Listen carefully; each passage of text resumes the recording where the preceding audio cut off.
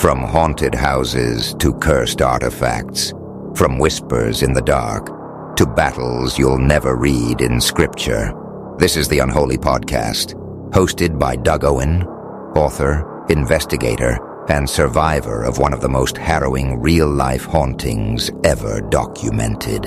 Each week, Doug pulls back the veil between this world and the next, sharing stories that aren't fiction, because he lived them. Prepare yourself. The silence is over. Welcome back, everyone. I'm your host and paranormal investigator, author Doug Owen. Today, we're diving into the chilling and intriguing world of spirits and the harm that they cause living beings, or the harm that they've been accused of causing human beings. We'll explore the Enfield poltergeist, the Bell Witch, ancient Samhain rituals, and the origins of Halloween.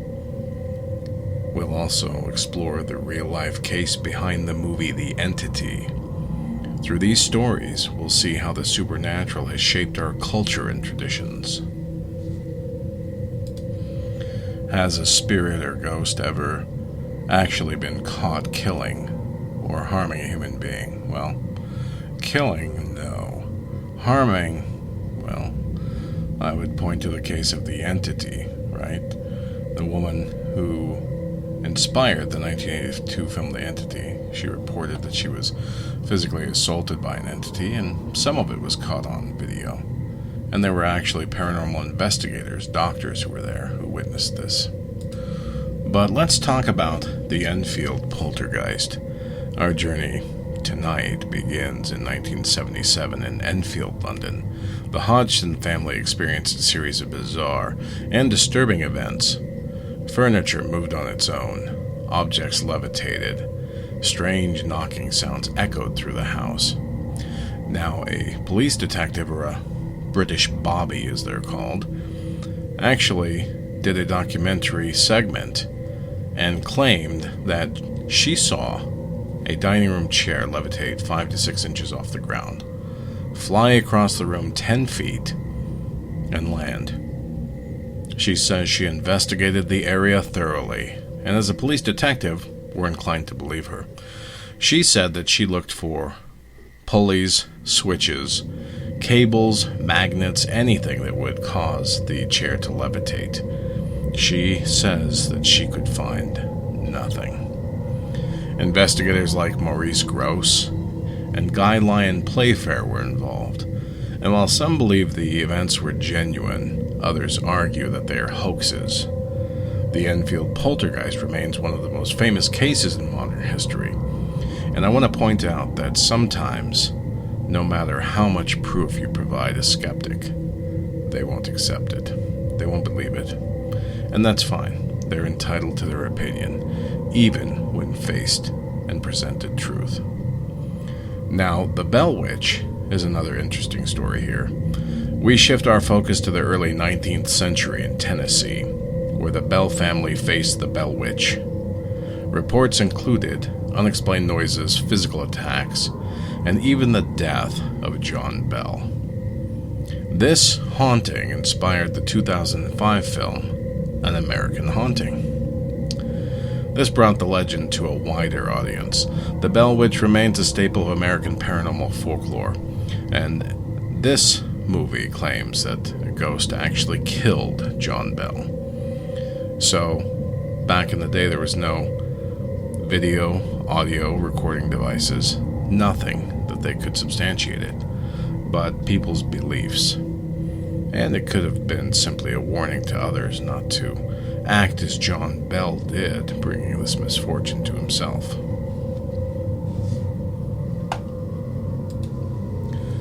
So, if ghosts and entities have never killed or hurt an individual that we can plainly see, so why are human beings so terrified of the supernatural? What is it about it that just makes the hair on our arms and necks stand up?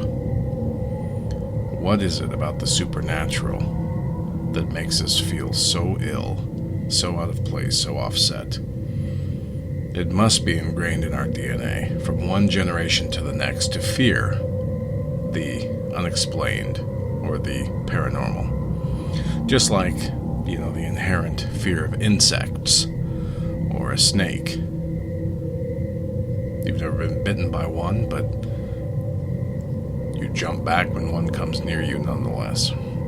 So, let's talk about the psychology behind it. So, when a normal, sane individual encounters the paranormal, it sets off parts of the brain, the amygdala, the fight or flight response, and it is a safety mechanism to get your ass to safety away from whatever it is. So panic sets in. Fear, panic. It's quite uncontrollable and involuntary. It's not the individual's fault that they can't control themselves when faced with the supernatural, because it is supernatural. It's like the smell of a dead body causes us to immediately vomit. It's a defense mechanism so that we, as proto-humans or cavemen, didn't eat dead flesh, become sick, and die. So, supernatural and the psychology behind it causes the fear center of the brain to react. Let's talk about Samhain and the rituals of Halloween's origins. So the roots of Halloween, Samhain, celebrated from October 31st to November 1st, marked the end of the harvest and the beginning of winter. It was believed that the veil between the living and the dead was the thinnest during Samhain.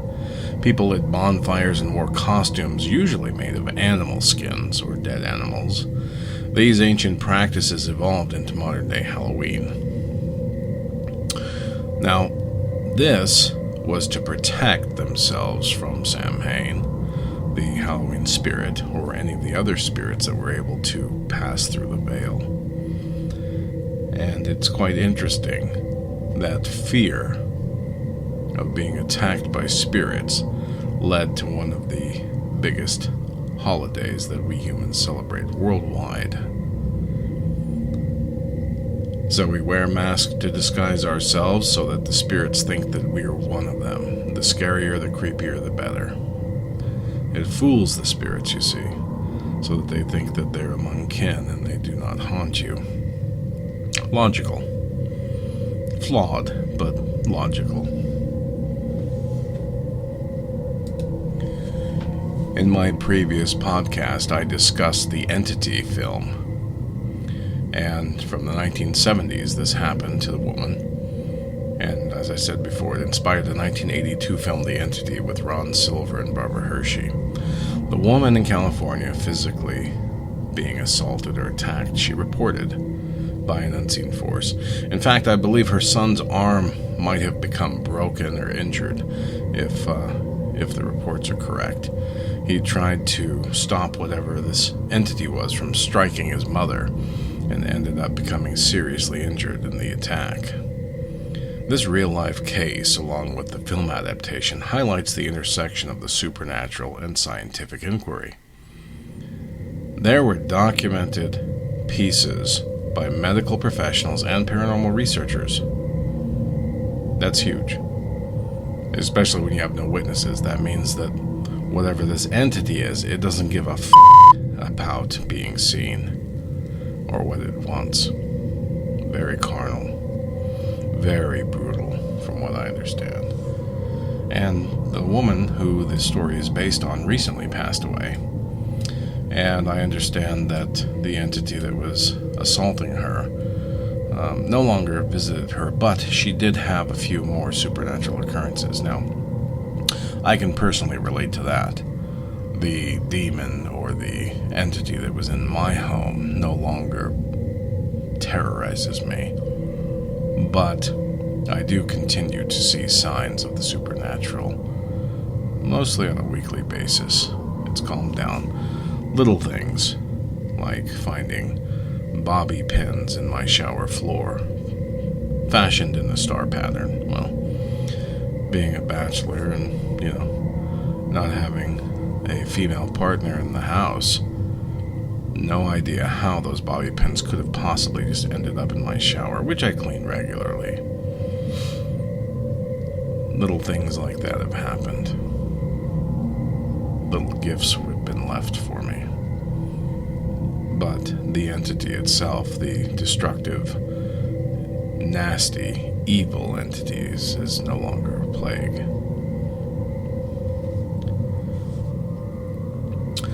Cultural influence and traditions. All of these events have left a lasting impact on our culture. The Enfield poltergeist, the Bell Witch, have inspired countless books, films, and documentaries. Sam Hain's traditions have evolved into modern Halloween customs such as trick-or-treating and costume wearing. And then the entity also sparked discussion about the nature of paranormal experiences and the representation of media. Media that captures the event, captures the assaults on film. So it's interesting to see, and continue to see in the future, if there will be any documented entities that have actually attacked and killed or hurt a human being with irrefutable proof. Today, with AI generation of videos and fantasy worlds, Photoshop, all of these things, it's going to be next to impossible to verify the authenticity of certain media and actual proof. So, in conclusion, these supernatural events have profoundly shaped our cultural landscape. Now, it has been documented that entities or spirits are able to move physical objects in the real world. And in the real world, let's face it, physical objects can sometimes kill or maim human beings. A sharp set of cutlery, butcher knives, chef's knives, an axe turned upwards on a stump that you trip into, a car door that slams a certain way. There's tons of documentation and testimonies about these things happening. But as for killing a human being, as I said before, I don't believe that that has happened yet. And it may never happen. Skeptics will be skeptics. Believers will be believers. When it happens to you, you have a choice to either believe or to try to explain it away as something natural. But during this Halloween season, I think it's important to reflect on the customs and traditions and the origins of why we do what we do as a society and why we celebrate certain holidays. So, this podcast touches on these subjects just barely. I didn't dive very deeply into them, but there's tons of information out there on the internet if you search for it. There's fascinating details with doctors, credentials, and everything else that you need to make a decision on if you believe or not. Well, I know for a fact that these things do exist.